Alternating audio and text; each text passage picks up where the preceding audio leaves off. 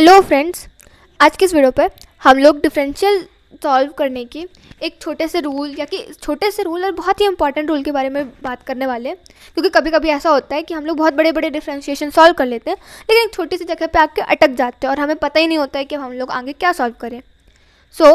यहाँ पे मैं एक एग्जाम्पल लेती हूँ ताकि आप लोग को समझ में आए कि मैं किस टाइप की फॉर्म के बारे में बात कर रही हूँ।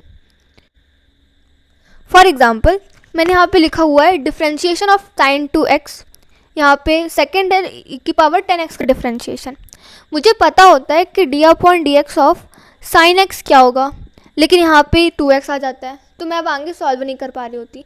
सिमिलरली मुझे d/dx ऑफ e⁻x तो पता है, लेकिन जब e⁻10x आ गया या कि यहाँ पे कोई और कांस्टेंट आ गया तो मैं यहाँ पे रुक जाती हूँ कि अब मैं आगे कैसे सॉल्व करूँ। इसको हम लोग इस डिफरेंशिएशन को हम लोग एक बहुत ही सिंपल मेथड से, सिंपल रूल से सॉल्व करने वाले हैं, which is known as chain rule. तो हम लोग चेन रूल के बारे में बात करें। इस तरह के जितने भी आएंगे हम लोग उसको चेन रूल से सॉल्व कर रहे होते हैं। तो हम लोग समझते हैं कि what is chain rule. Suppose I have to solve d/dx of sine 2x। मुझे साइन 2x का डिफरेंशिएशन फाइंड करना है। मुझे पता है d/dx of sign x is cos x। मुझे ये मालूम है यदि ये यहाँ पे ऐसा दिया होता तो मैं इजीली इसको लिख देती, लेकिन यहाँ पे sin 2x लिखा, तो व्हाट शुड आई डू। यहाँ पे मैं क्या करूँगी, इसको मैं t मान लूँगी। 2x is equals to t में मान के चल रही हूँ, 2x को t मान लिया। अब यहाँ पे sin t का with respect to t differentiate करना है। अब हमें नेक्स्ट स्टेप में क्या करना है, हम लोग अब dt के रिस्पेक्ट में करेंगे, t के रिस्पेक्ट में, दैट विल B sin t। sin t का होता है cos t। अब यहाँ पे t की वैल्यू वापस से पुट कर देना है, दैट विल बी cos 2x। इसके अलावा मुझे अब मैं जिसको t मान रही हूँ उसका डिफरेंशिएशन करना है इनटू में d/dx ऑफ 2x। यहाँ पे हम लोग 2x का x के रिस्पेक्ट में, दैट विल बी ओनली 2, कांस्टेंट बाहर आएगा तो मैं इसे बाहर लिख दे रही हूँ। So this will be our answer, this will be the differentiation of sine 2x।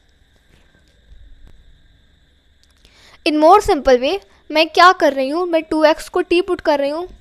यहाँ पे मैं क्या करूँगी, d/dt of sine t into differentiation of 2x, जिसको मैं t मान रही होती हूँ। This is called chain rule, this is equivalent to this one. यहाँ पे क्या वैल्यू आएगी, साइन t का होता है cos t and this is 2। यहाँ पे cos t की वैल्यू मैं रुक दूँगी, t की वैल्यू क्या है 2x, that will be cos 2x and into में 2. This is the solution and this is called chain rule. Now let's take another example. मैंने लिया है d/dx of e⁻10x। मुझे d/dx of e⁻x पता है, that is equals to e⁻x, but यहाँ पे 10 extra में आ रहा है, मुझे ये प्रॉब्लम क्रिएट कर रहा है, that is why I am taking it as t। मैंने इसको t मान लिया है।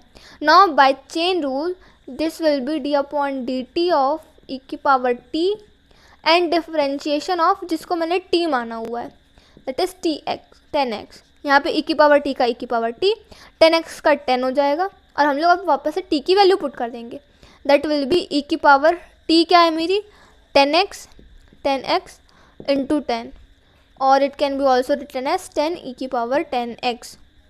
सो that's all, this is called chain rule. मैंने एक और एग्जांपल लिया हुआ है dy/dx ऑफ cos 5x।